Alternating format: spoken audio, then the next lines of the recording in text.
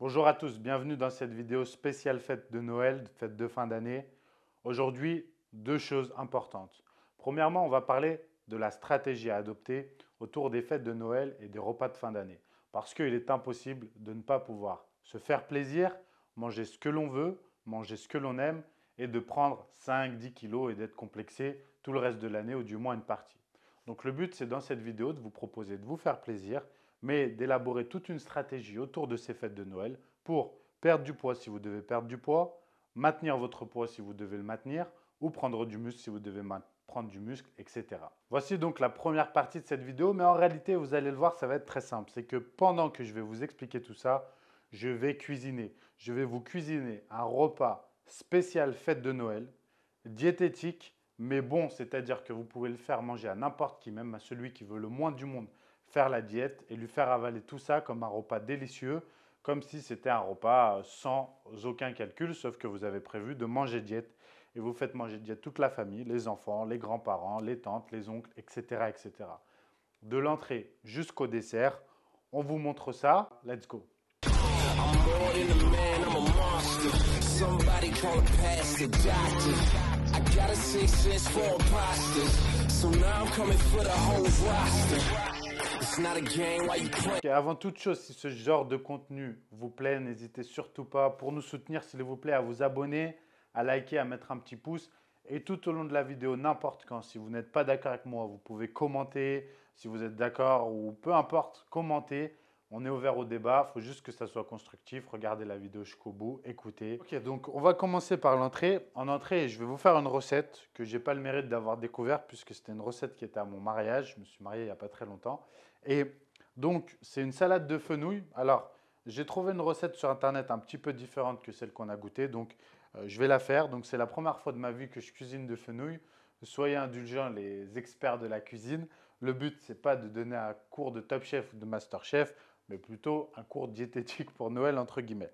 Donc, on va déjà préparer le fenouil. Donc, c'est une salade de fenouil avec. Je résume à chaque fois les ingrédients. Ça ne va pas se manger tout seul. Il va y avoir d'autres choses avec, mais première étape. Donc, on a pour 6 personnes, on est 6 ce soir. Le but, c'est de préparer le repas de Noël d'AW Coaching en plus. Je vous dis toute la vérité.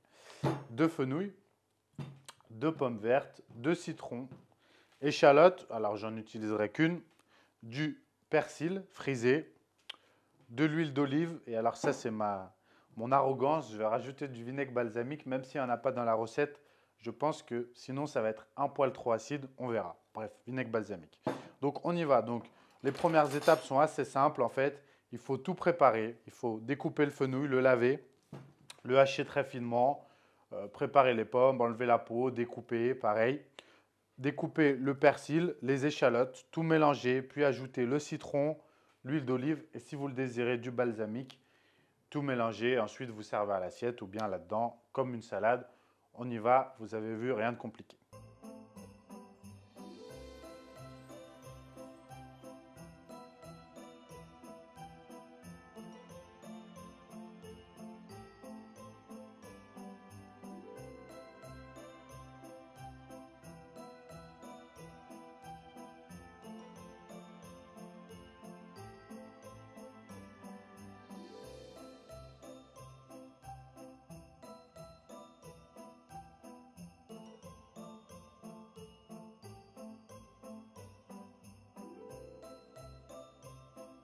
Voilà, donc pour vous résumer très rapidement, une partie de l'entrée. Donc, on a pris du fenouil, on l'a découpé, vous le ciselez. Si vous avez un robot, faites comme vous voulez, je l'ai fait à la main. Ensuite, des pommes. On a épluché la pomme, on a lavé au préalable, bien sûr.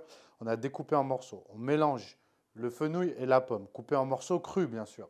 On ajoute du jus de citron, de l'huile d'olive, un demi-citron pressé dessus, 3 cuillères à soupe d'huile d'olive, ensuite du sel, du poivre, une échalote, du persil à votre convenance. On mélange le tout et ensuite on va filmer et mettre au frigo. Donc vous pouvez préparer ça comme il y a le jus de citron, ça ne va pas noircir. Vous pouvez préparer ça un peu à l'avance.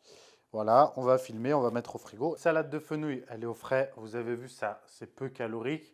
Bien sûr, il y a des lipides, mais la première stratégie que je vais vous donner lorsque vous allez assister à un repas de fête de Noël comme cela, c'est de voir cette journée dans l'ensemble. et non pas un seul repas. Parce que si par exemple, là on est le 24 au soir, imaginons, et que vous allez manger ce repas-là, bien sûr qu'il est calorique et bien sûr qu'il est plus calorique que les repas traditionnels. Et vous ne pouvez rien y faire à moins de vous frustrer de manger très peu ou de sauter énormément de plats et d'aliments. Là, on va constituer un menu qui est surtout riche en lipides. Donc ce que je vous recommande dans un premier temps, sur tous vos autres repas de la journée, ne mangez aucun lipide et vous concentrez tous vos lipides sur le soir. Comme ça, c'est une très bonne manière de s'adapter à ce repas du 24 au soir, ou du 25 au midi, ou du 31 au soir, ou du 1er le midi si vraiment vous tapez dedans. Mais voilà comment faire. Donc là, on va faire une mayonnaise maison, justement.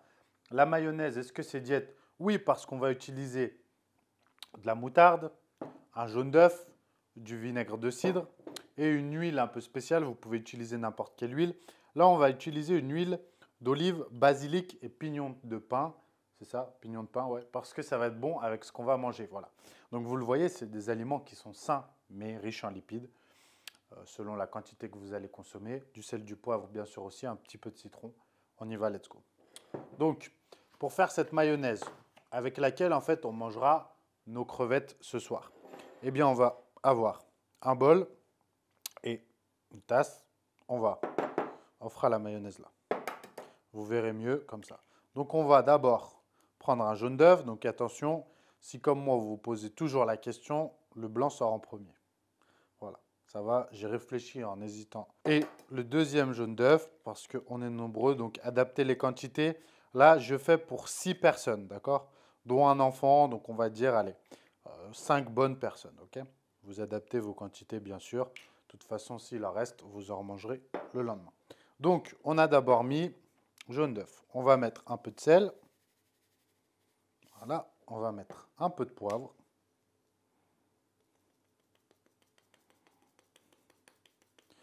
On va mettre 2 cuillères à soupe, donc c'est par rapport aux proportions de moutarde.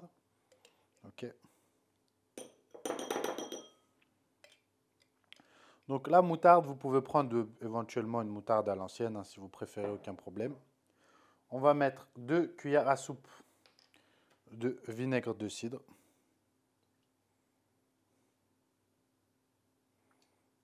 Voilà. On va remuer à la fourchette. Et ensuite, on ajoutera l'huile. Et là, en fait, on va incorporer petit à petit l'huile. Donc, j'ouvre. Alors, l'avantage, c'est que dans une mayonnaise, vous pouvez ajouter des herbes, etc. Et là, j'ai pris une huile basilic et pignon de pain pour faire une mayonnaise. Voilà. Donc, on ajoute et on va. Et on fouette au fur et à mesure. Donc, il faut à peu près 20 centilitres d'huile normalement là.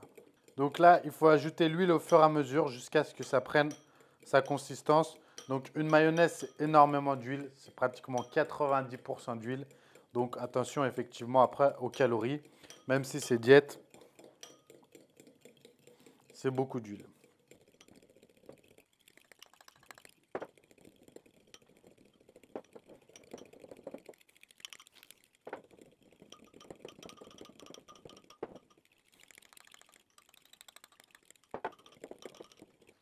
Voilà, donc là on a ajouté de l'huile jusqu'à ce que la mayonnaise soit suffisamment épaisse. Et on va mettre un petit peu de citron. Alors ça, c'est à votre convenance. Si vous aimez ou non, vous goûtez. Voilà, et puis après, on va la laisser au frais. Ma deuxième stratégie, on a parlé précédemment des lipides concernant les glucides et les sucres. Effectivement, lors de ce repas, selon le menu, vous allez consommer plus ou moins de glucides. Mais c'est moins important quand même que les lipides. Vous pouvez assez facilement faire attention, surtout si vous ne vous jetez pas sur ce qu'il n'y a pas besoin de manger, c'est-à-dire l'apéritif et les desserts. Vous savez, il y a le dessert. On peut manger un peu de bûche, on peut manger de la bûche, on peut manger du dessert. Mais lorsqu'on va, après la bûche, dans toutes les papillotes, les Ferrero, les chocolats, non seulement ça fait exploser les lipides, mais aussi les glucides. En prévision de ça, on peut réduire les glucides sur le reste de la journée comme les lipides. Vous pouvez, comme je l'ai dit, ne pas consommer du tout de lipides de la journée en dehors du repas, de fait, que ce soit le 24 au soir, 25 ou le 1er ou le 31. Et vous pouvez faire pareil pour les glucides et par exemple ne consommer que des fruits, une ou deux clémentines le matin, le midi une pomme, pour vous réserver au repas du 24 le soir. Vous avez compris la stratégie si c'est le 25 au midi. Et ainsi concentrer tous vos calories sur ce repas. Si vous n'avez pas trop mangé à ce repas finalement, pas de problème. En rentrant chez vous, au repas suivant, vous vous rattraperez avec des aliments sains. Vous êtes rentré chez vous, la tentation est passée. Mais ne faites pas de restriction pour vous jeter ensuite sur la nourriture au moment du repas. C'est la pire chose à faire que de ne rien manger jusqu'au repas du 24 au soir, d'arriver affamé en mode je me suis privé et du coup de se jeter sur la nourriture. Soyez modérés, ayez une approche réfléchie, une approche douce, une approche intelligente, sans frustration, sans culpabilité. Ok, ensuite on va faire un dessert. Alors, bien sûr, vous pouvez avoir une multitude de recettes de desserts de Noël, mais là, ce qu'on va vous proposer, c'est une recette à base de farine de patate douce, d'œufs bio, de sirop d'érable que vous pouvez remplacer par du miel sans aucun problème, chocolat noir dessert 70% et de noix de coco râpées. Voilà. Donc, on y va pour la confection de ce dessert. Donc là encore, comme je vous disais, forcément, il y a des lipides. Donc, le but, ça aurait été vraiment d'adapter sur la journée. Donc, pour ça, on va casser des œufs. La farine, donc on a mis 8 œufs, on va mettre 8 dosettes de farine.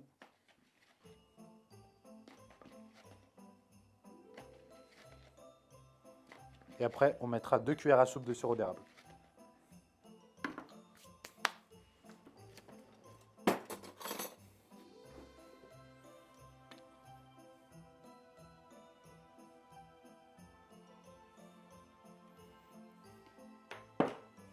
Et on mélange.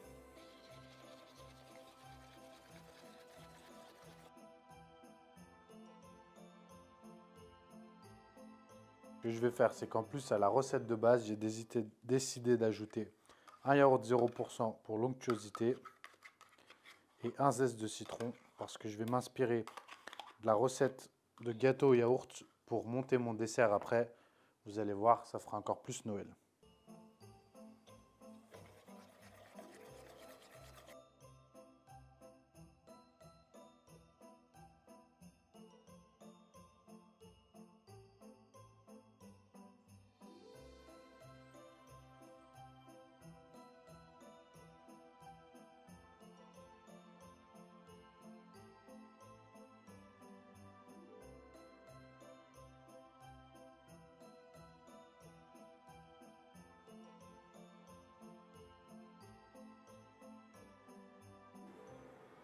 Le gâteau est au four, 8 œufs bio entiers, 8 dosettes de farine de patate douce, un yaourt 0%, 2 cuillères à soupe de sirop d'érable, un zeste de citron et on garde le chocolat noir et la noix de coco pour après, pour faire le glaçage par-dessus et avoir cet effet justement gâteau de Noël. Là, ça cuit au four à 200 degrés pendant 30 minutes.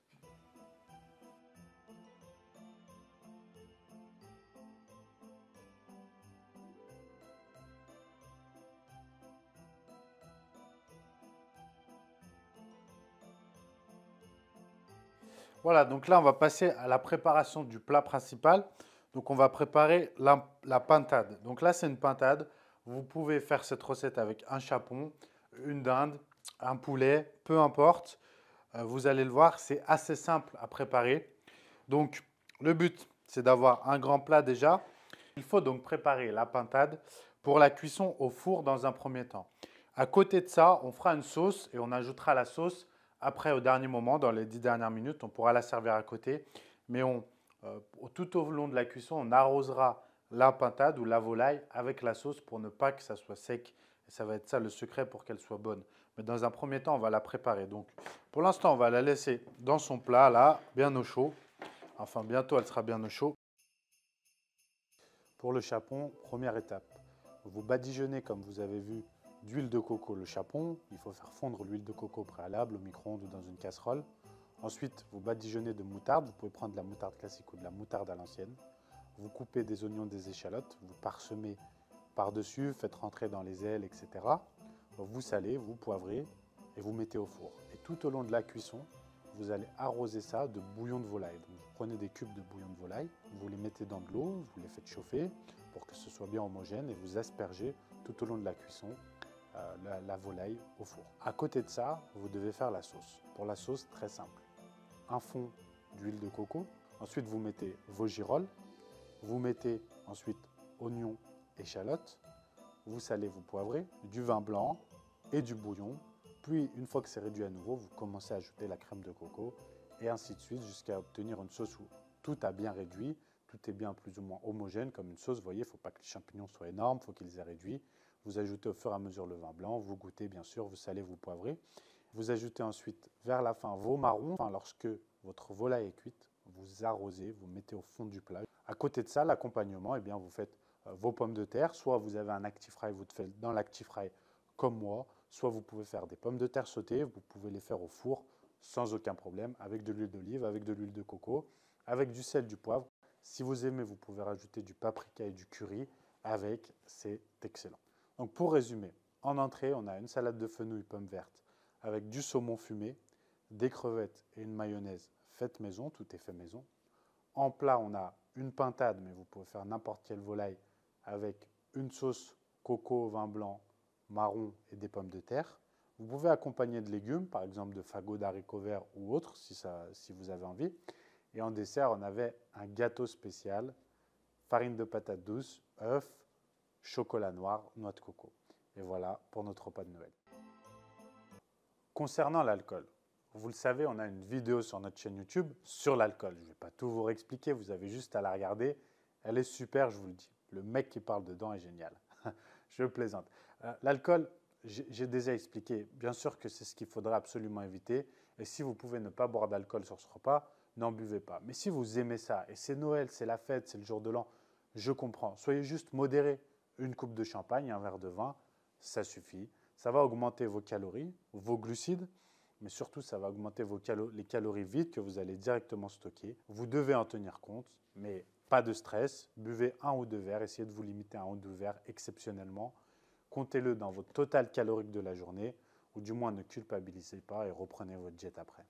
Voilà, vous le savez, de mon expérience, il y a 2 périodes dans l'année où je dis à tous mes clients sans exception, sauf si vous avez une compétition dans 10 jours, de ne pas se priver, de se faire plaisir sans exagérer, pas au point, en gros, vous culpabiliser derrière. Votre anniversaire et les fêtes en famille. Parce que quand on est seul, c'est différent. Mais quand on est en famille, voilà, c'est un petit peu frustrant de se priver, et même quand on est seul. Donc, faites-vous plaisir, soyez modérés, mangez ce que vous aimez. Ne pensez pas à la diète et au poids à ce moment-là, n'exagérez juste pas. Et surtout, ne culpabilisez pas après. N'optez pas pour le foutu pour foutu, ce serait bête, ce serait débile, vous feriez du mal pour rien. Ce qui est fait est fait, on passe à autre chose. Comme ça, vous aurez profité pleinement de vos fêtes. Merci à tous d'avoir suivi cette vidéo et on se retrouve très vite pour une nouvelle vidéo. A plus, bye bye.